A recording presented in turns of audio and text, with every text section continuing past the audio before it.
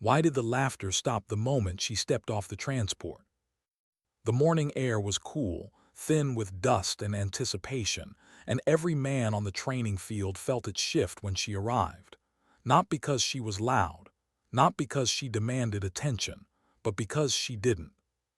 She was smaller than most of them, quieter too. Her boots hit the ground without ceremony. No swagger, no nerves on display, just controlled movement, calm breathing, eyes forward. Someone snorted from the formation. Another smirked. That was when the whisper started. That's her. The first woman ever assigned to this pipeline. The one command thought would make history. The one everyone else had already decided wouldn't last the week. She stood there alone, while 40-plus soldiers sized her up like a problem they already knew the answer to. She felt it, the weight of their doubt pressing in from every direction, but she didn't flinch. Inside, though, something tightened. Not fear, not yet. Memory. Her father's voice, years ago, steady and distant, telling her that silence wasn't weakness.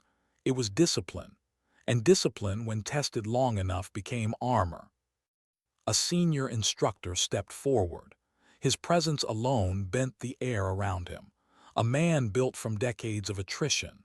The kind who didn't need to raise his voice because he didn't care who liked him. Well, he said, slow and deliberate, eyes scanning the formation before landing on her. This isn't a social experiment. A ripple of amusement followed, controlled, cruel. She remained at attention. You know the washout rate here? He asked. Yes, Sergeant. And you still showed up. Yes, Sergeant. That earned a laugh, sharp, dismissive. Someone muttered something about quotas. Someone else shook their head like they were already tired of watching her fail. She absorbed it all, filed it away, not as anger, as information.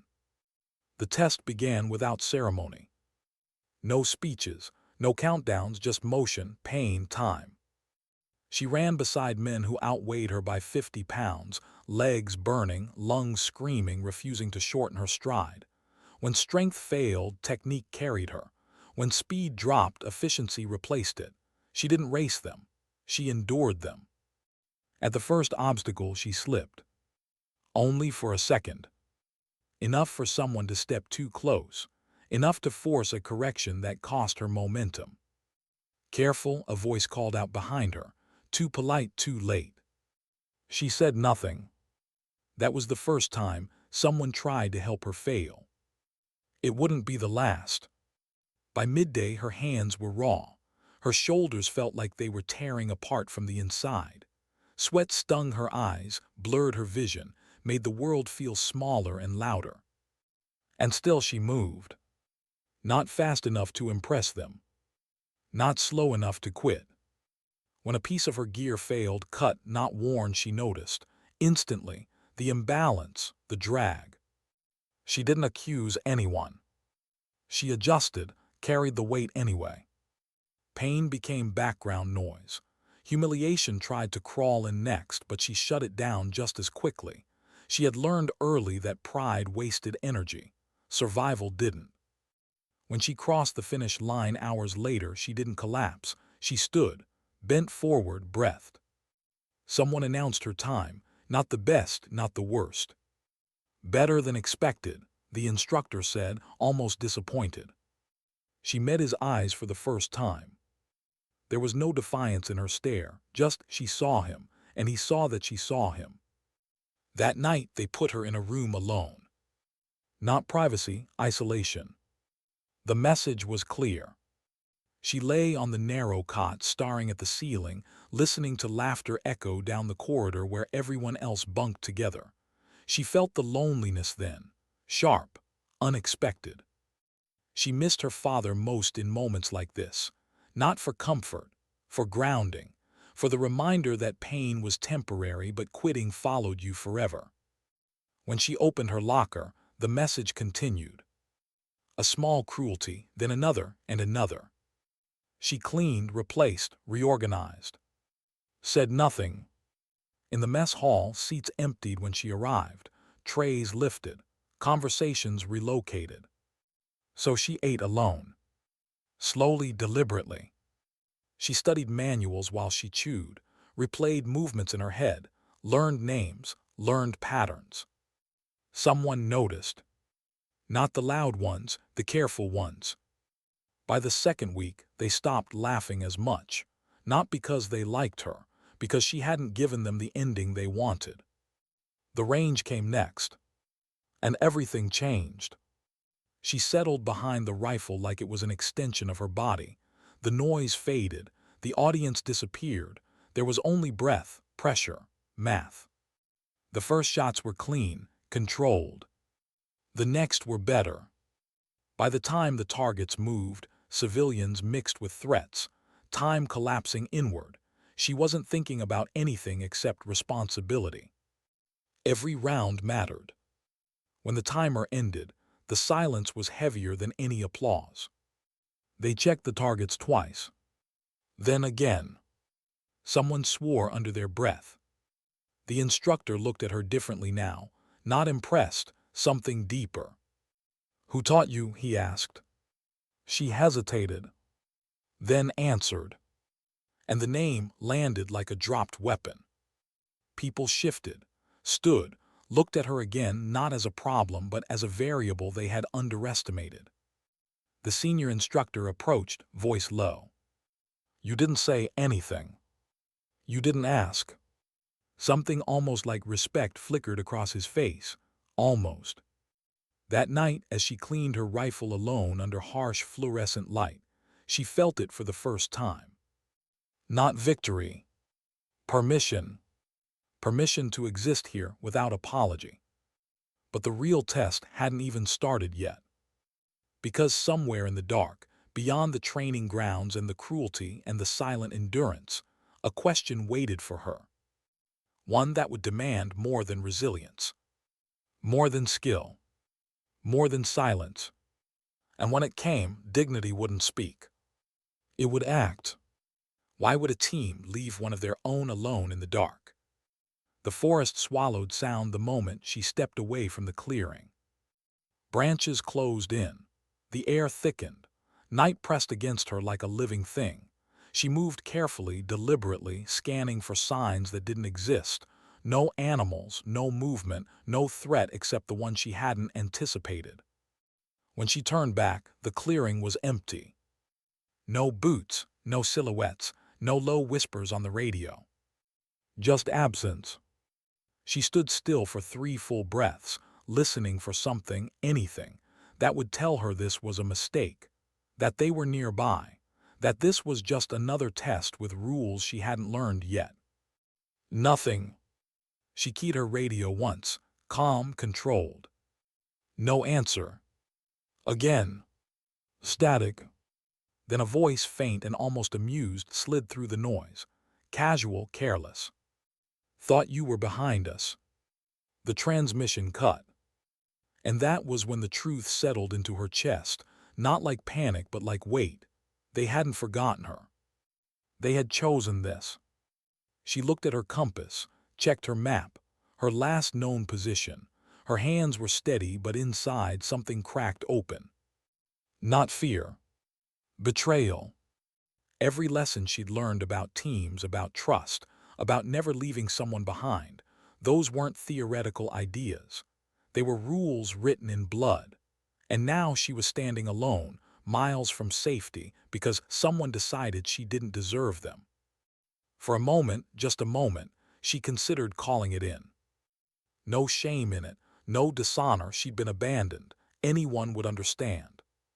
Her thumb hovered over the beacon. And then another voice cut through the quiet, older, firmer, from memory. "If they want you gone, don't disappear, arrive." She lowered her hand, adjusted her rucksack, and stepped into the night. The terrain wasn't forgiving. Thick underbrush tore at her sleeves. Uneven ground punished every tired muscle. She moved fast where she could, slow where she had to, navigating by stars when the canopy opened, trusting the compass when it didn't. Time stretched and compressed all at once. Minutes dragged, miles vanished. Pain settled into her hips, Blisters bloomed, then burst. Her breathing rasped in the cold air, each inhale a conscious decision. She stopped twice, only twice, to drink water and recheck her route. She didn't allow herself to think about why they'd done it. Thinking led to anger. Anger led to mistakes. Instead, she focused on process, direction, pace, distance.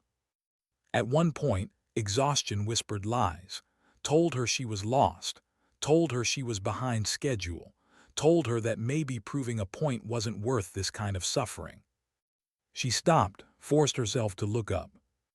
The stars were exactly where they should be. So was she. Hours later, when the glow of the checkpoint lights finally appeared below the ridge, relief didn't come. Satisfaction didn't either. What came was clarity. She didn't walk straight in. She observed. From cover she watched them, her team, laughing, relaxed, careless. White light flashed briefly. Someone set a weapon down wrong. Someone else stood silhouetted against the skyline. Mistakes. Fatal ones. She documented them all. Not out of spite. Out of responsibility. When she finally stepped into the light, their laughter died mid-sentence. Faces turned, eyes widened. Shock. The instructor was the first to speak. How? Alternate route, she said simply. Her time beat theirs by nearly an hour. No one had an explanation. Back at base, word spread quietly. Not praise, curiosity, something more dangerous than ridicule. Respect in its earliest form. But respect is fragile, and resentment doesn't die easily. The following days were colder. Not louder, sharper. No more jokes, just stares, calculated silence. During drills, orders came late. Information arrived incomplete. She learned to anticipate gaps before they appeared. Someone took her equipment again, hid it farther this time. She found it anyway. Fixed it. Said nothing.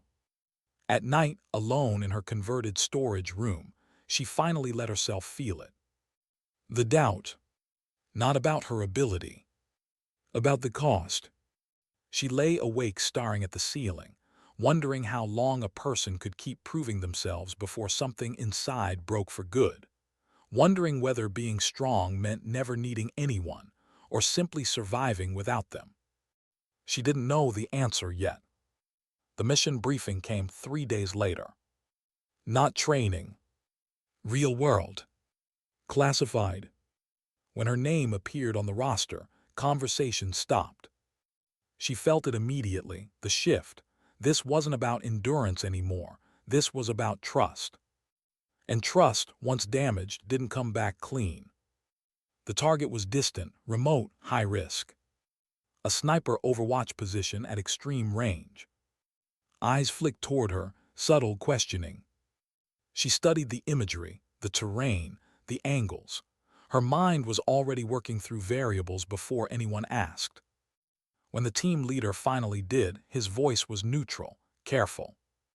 "Can you make this shot?" She didn't answer immediately. Not because she doubted herself. Because she respected the weight of the question. "Yes," she said, quiet, absolute. The silence afterward was different this time. Not disbelief. Calculation. That night she found herself back on the range, alone, setting targets farther than anyone else bothered with. She missed. Adjusted. Missed again. Adjusted again. Every miss stung not her pride but her memory. She thought of her father, of unfinished things, of shots that mattered too much to fail. By dawn she was exhausted. But better. The insertion was flawless. High altitude, cold air, controlled descent into darkness. The team moved like shadows across open ground, each step measured. When she split off toward her overwatch position, no one mocked her. No one wished her luck either. She didn't need it. She reached the ridge with minutes to spare, built her hide, calculated wind, temperature, distance, ran the numbers again and again. When the target appeared, her heart rate spiked, not from fear but recognition. This wasn't just another mission. This was convergence, past and present aligning into a single moment. Then everything went wrong. An explosion tore through the silence below, fire, chaos, shouting over comms. They were compromised, pinned down, and the target stepped into view. She had seconds. No time for perfect math. No time for doubt. Just fundamentals. Breath, pressure. The shot echoed across the desert, sharp and final. Then another. And another. She worked the rifle without emotion, without hesitation. Each trigger press a decision made long before this night. When the firing stopped, the radio went quiet. Then voices returned, shaken alive. They exfiltrated under a rising sun. On the flight back, no one spoke. Not because they didn't know what to say. Because some moments didn't allow words. Back on the tarmac, waiting figures came into view. Senior officers. And someone else. An older man standing slightly apart, eyes locked on her. She recognized him instantly. He didn't smile. He didn't move. But when their eyes met, something passed between them that needed no explanation. Later, in a room filled with uniforms and rank and history, 3 generals stood before her. And then, impossibly, they knelt. Not for protocol. For acknowledgement. She stood frozen, heart pounding, understanding dawning too late to stop it. This wasn't about records. This wasn't about firsts. This was about consequence. About the weight of a single decision made under impossible pressure. As the room held its breath, she finally understood what the silence, the isolation, the cruelty had been preparing her for. Because sometimes dignity doesn't speak. It acts. And sometimes, the quietest one in the room is the reason everyone else makes it home. What do you do after the room kneels, but the war inside you doesn't end? She didn't sleep that night. The base had gone quiet, the kind of quiet that settles only after something irreversible has happened. Outside her window, the lights along the tarmac burned low and steady.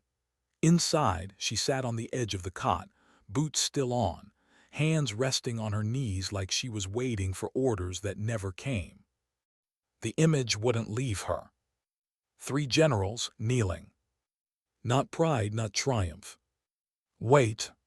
Because now everyone knew her name for the wrong reason. Not because she wanted recognition, but because the world had decided she represented something larger than herself. And that terrified her. The knock came just before dawn. Soft, respectful. She opened the door to find the team leader standing there, helmet tucked under his arm. He didn't smile. He didn't posture. "You good?" he asked. She considered lying, decided against it. "I'm functional." He nodded. "That's honest." They walked together toward the briefing room, neither filling the silence. Around them people watched, but discreetly now. No starring, no jokes, just awareness. She felt exposed in a way she never had before. Before they doubted her. Doubt was familiar, manageable. Now they believed. Belief came with expectations. Inside the room, the debrief began. Clinical, precise. Every shot dissected, every decision questioned, not to undermine her but to understand her. They wanted to know how she'd stayed calm. How she'd adjusted so quickly. How she hadn't frozen. She answered each question simply. No embellishment, no mythology. "I trusted my preparation." That was all. When it ended, they dismissed her alone. Outside, the sun had fully risen. The base looked ordinary again, trucks moving, people training, life continuing like nothing monumental had occurred. That contrast unsettled her more than the ceremony. She walked until she reached the far edge of the compound, where the noise softened, and the wind carried dust instead of voices.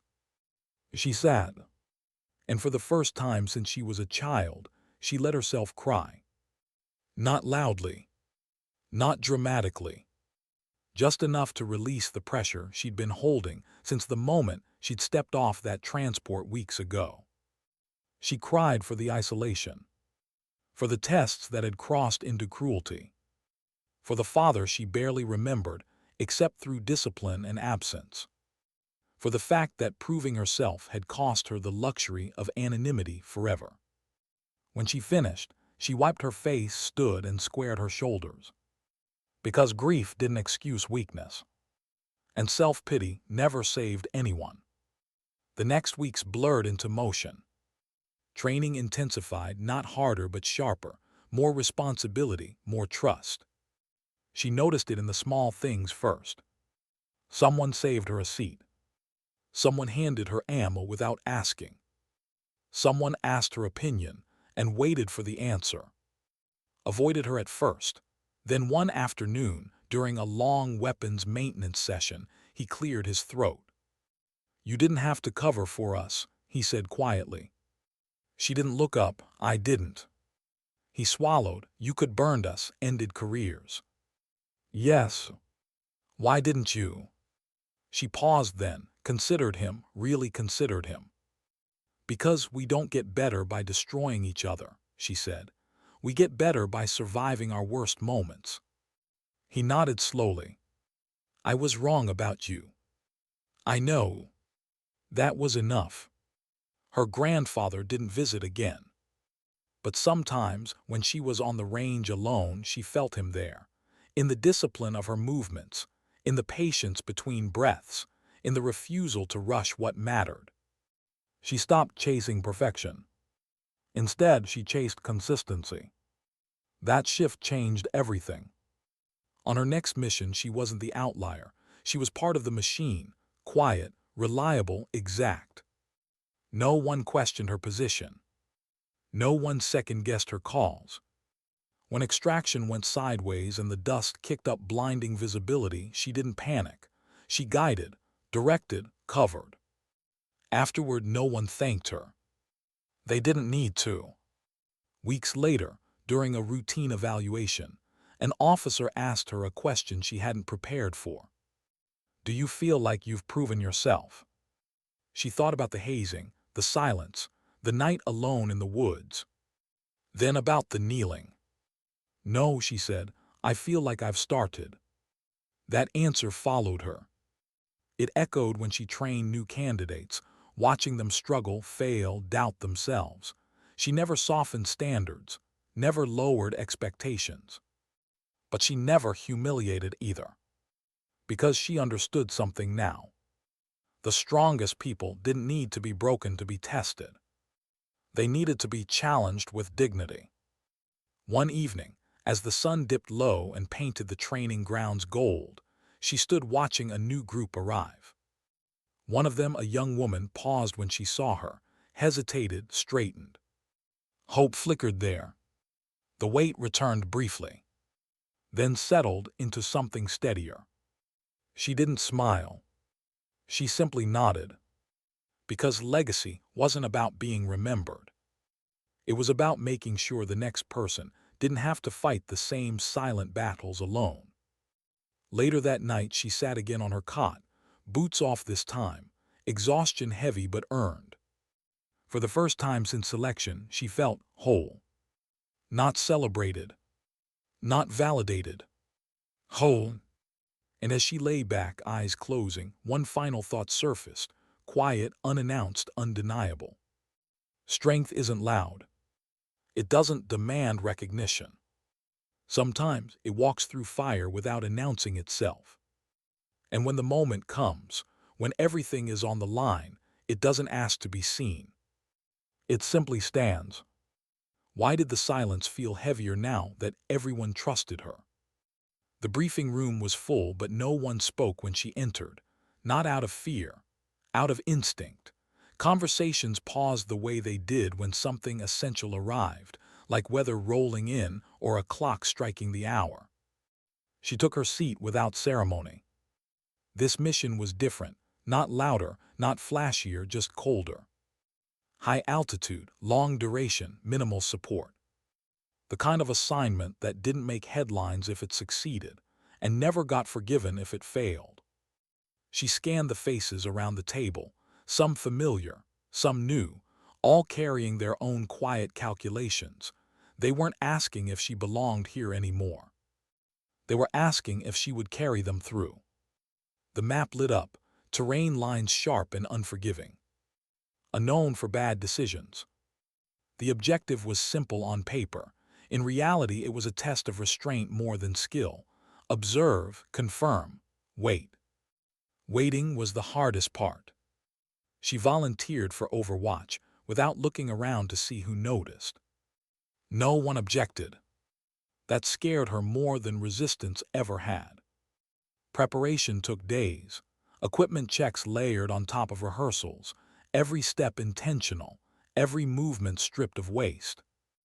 At night, she found herself sitting outside, looking up at the stars, trying to locate the ones she'd used weeks ago in the forest.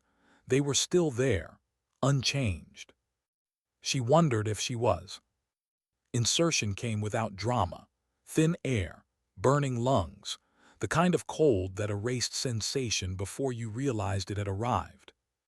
She moved into position as the light drained from the sky. Built her hide slowly, methodically, like a ritual. Then she waited. Hours passed. She counted breaths when time threatened to blur, ran through contingencies not because she needed to, but because it kept her anchored. Her radio stayed silent. That was good. When movement finally appeared in the valley below, her body responded before her mind did. Focus narrowed, muscles settled, sight picture sharpened. But the shot didn't come, because what she saw didn't match the briefing. New faces, unexpected patterns. Civilians too close. She froze, not from fear but from conflict. The easy choice was to proceed. The correct one was to pause. She whispered into the radio, voice barely there. Stand by. Silence stretched. Then the team leader's voice returned, calm, trusting. Your call. That trust hit her harder than any insult ever had. She adjusted her scope, tracked, recalculated. Minutes passed that felt like hours. Finally, the moment shifted. The civilians moved away. The pattern clarified. Only then did she act. One shot. Clean. Contained. No follow-up required. Exfiltration was slow, careful, no mistakes. Back at base, there was no ceremony this time. No kneeling, no audience. Just a debrief where her decision to wait was scrutinized harder than her accuracy. You could taken the shot earlier, an analyst said. Yes, she replied. Why didn't you? She chose her words carefully. Because success isn't just hitting what you aim at, she said. It's knowing when not to pull the trigger. The room went quiet. Later, alone again, she felt the weight shift inside her. She hadn't been brave. She'd been responsible. And that felt heavier. Days later, she received orders she didn't expect. Instructor rotation. Temporary. She stared at the paper for a long time. Teaching meant exposure. It meant being seen. It meant revisiting the place where she'd almost broken. Her first day back on the training grounds, she stood at the edge and watched recruits struggle through the same drills that had once isolated her. She recognized the signs immediately. The one trying too hard. The one already giving up. The one being tested harder than the others for reasons no one would say out loud. She didn't intervene immediately. Not because she didn't care, but because growth required space. But when the line crossed from challenge into cruelty, she stepped forward. Quietly, decisively. Standards didn't change. The environment did. Some instructors resisted, called her soft behind closed doors. She ignored it. Results spoke louder. Graduation rates improved. Injuries dropped. And something else changed too. The recruits started trusting the process. One evening, a young woman approached her after training. "Ma'am," she said, voice shaking slightly, "they say you went through worse than this." She met the girl's eyes. "They say a lot of things," she replied. "Why didn't you quit?" The answer came easier than she expected. "Because leaving wouldn't have made me free," she said. "It would made the silence louder." The girl nodded, thought about it, then said, "I won't quit either." That stayed with her. Weeks later, when her rotation ended and she prepared to return to operations, she felt something unfamiliar. Reluctance, not fear. Attachment. She realized then that strength wasn't just surviving alone. It was knowing when to stand beside someone else. As she packed her gear, she paused, hand resting on the worn fabric. She had proven herself. Not to them.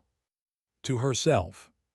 And as she stepped back into the world of missions and uncertainty, one truth settled deep and unshakable.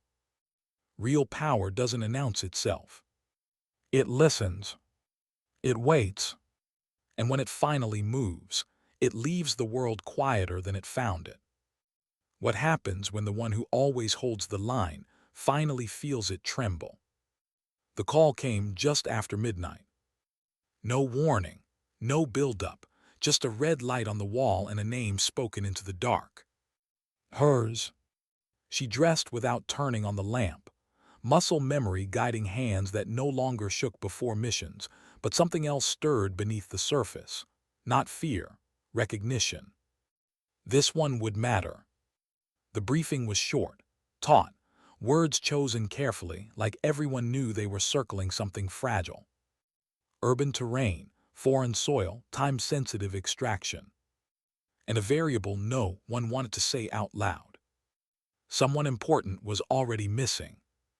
As the image came up on the screen, her breath caught for half a second before she forced it steady. The face was older, grayer but unmistakable. The man who had taught her silence before it was survival. Her father. They didn't say his name. They didn't have to. The room felt smaller than it should have, like walls closing in, like years collapsing into seconds. She was asked if she was fit to deploy.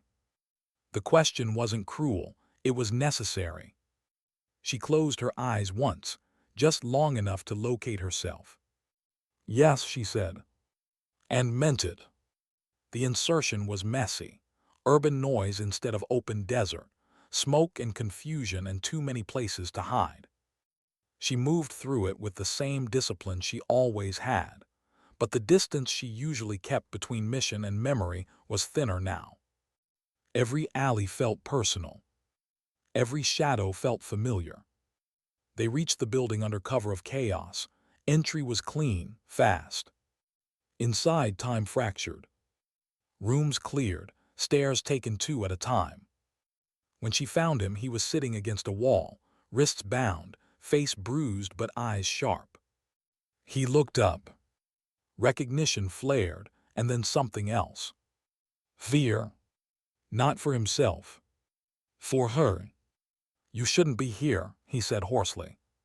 She cut his restraints with shaking hands she refused to look at. "I know," she replied. Extraction turned violent. Too fast, too loud. She covered angles while pulling him through corridors she barely registered. Training took over because emotion couldn't. A round clipped her shoulder. She didn't feel it until later. She felt the weight of him when he stumbled. The responsibility. Outside, the night exploded. They ran. When they finally reached the extraction point, breath ragged, body burning, she felt something crack inside her chest, not from pain, but from relief she hadn't allowed herself to imagine. The bird lifted off under fire. Only when the ground fell away did she let herself look at him again. He studied her quietly, pride and regret tangled together. "I never wanted this life for you," he said. She didn't answer, because she finally understood something she'd never been able to articulate before. He hadn't taught her to be strong so she could suffer. He taught her so she could survive the moments that mattered most. Back at base, medics swarmed, debriefs blurred.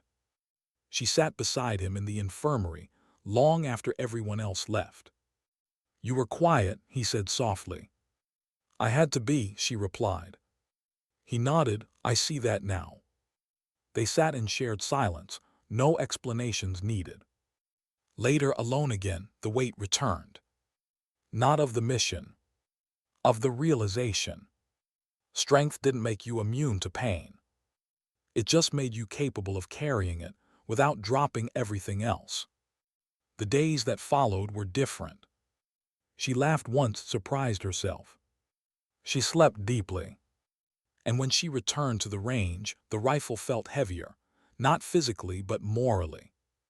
Every decision mattered more now. Because faces had names. Because survival had a cost. During a routine evaluation, an officer asked her what she wanted next. She didn't answer immediately. She thought of the recruits, of the girl who'd promised not to quit, of her father sleeping peacefully for the first time in years. "I want to make sure fewer people have to be saved," she said finally, "by doing things right the first time." The officer nodded.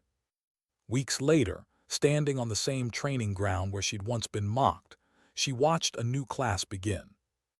She wasn't invisible anymore. She wasn't alone either. But she was still quiet, because noise had never been her strength. As the sun dipped low, she felt something close, not closure but balance. She had faced the one thing she couldn't outrun. And she had held steady. Because sometimes, the bravest thing isn't pulling the trigger. It's showing up when your heart is on the line. Why does the quiet feel different when you've finally faced everything that once chased you? The morning came without urgency. No alarms, no red lights, just pale sunlight spilling across the training grounds, softening the edges of a place built for hardness. She stood alone near the range, hands resting on the cold railing, watching dust lift under distant boots. For the first time in a long while, she wasn't waiting for the next mission. She was listening to herself. Her shoulders still ached when the weather shifted, the kind of reminder that didn't ask for sympathy, only acknowledgement. She rolled it once, slow, breath through the stiffness and let it be. Pain, she had learned, didn't need to be erased to lose its power. The base moved around her like a living thing, recruits jogging, instructors correcting stances, a helicopter lifting off somewhere beyond the ridge, sound fading into sky. Life continued. And for once, she didn't feel like she was racing to keep up with it. She'd been offered a choice. Not framed as a reward, not delivered with ceremony, just a quiet conversation behind a closed door where rank mattered less than honesty. Operational command track, or permanent instructor status, field or foundation. The younger version of herself would answer instantly. The one who needed to prove something, the one who believed endurance alone was purpose. But that woman had already paid her price. She thought about the forest, the night she'd been left behind, the way her anger had nearly consumed her before discipline pulled her forward. She thought about the ridge, the civilians she'd waited for, the trust handed to her in a whisper over comms. She thought about her father's eyes when he realized she'd come for him, not as a child seeking approval, but as an equal carrying responsibility. And finally, she thought about the girl on the training ground weeks ago, the one who'd watched her like possibility itself had taken a human shape. Her decision settled quietly. Not like certainty. Like alignment. The ceremony, if it could be called that, was small, fewer people than she expected, no speeches meant to inspire, no applause. Just signatures, a handshake. And then work. Her first day officially in command of the training cadre, she didn't change much. She still arrived early, still checked equipment personally, still listened more than she spoke. But the room felt different now, not because she demanded respect, because she modeled it. When someone failed, she didn't shame them. She asked why. When someone succeeded, she didn't elevate them above others. She asked how. The culture shifted slowly, almost imperceptibly. The loud ones quieted. The quiet ones stayed. And something rare took root. Trust without fear. One afternoon during a live fire exercise, a recruit froze, not from danger, but from doubt, the kind that locks muscles and clouds judgment. Everyone saw it. The easy response would have been correction, volume, authority. She walked out onto the range instead, stood beside him, lowered her voice. "Breathe," she said. "You're here, that's enough for now." He breathed. The moment passed. Later, the instructors questioned her approach, concerned about standards, about precedent. She listened, then answered simply. Strength grows best where dignity is protected. Some nodded. Some didn't. She didn't need them all to agree, only to observe the results. Months passed. Graduation day arrived under a clear sky. Families gathered. Flags moved gently in the breeze. She stood at the edge of the formation, watching faces shift from exhaustion to pride, from uncertainty to readiness. When the last name was called, applause rolled across the field. She didn't join it. She watched, because she knew what came next mattered more than celebration. Later that evening, as the base settled into quiet again, she returned to the range alone. The same place where her skill had once changed how people saw her. She set up a target. Not far. Not difficult. She took one shot. Clean. Then she cleared the weapon and sat on the bench, letting the stillness wrap around her.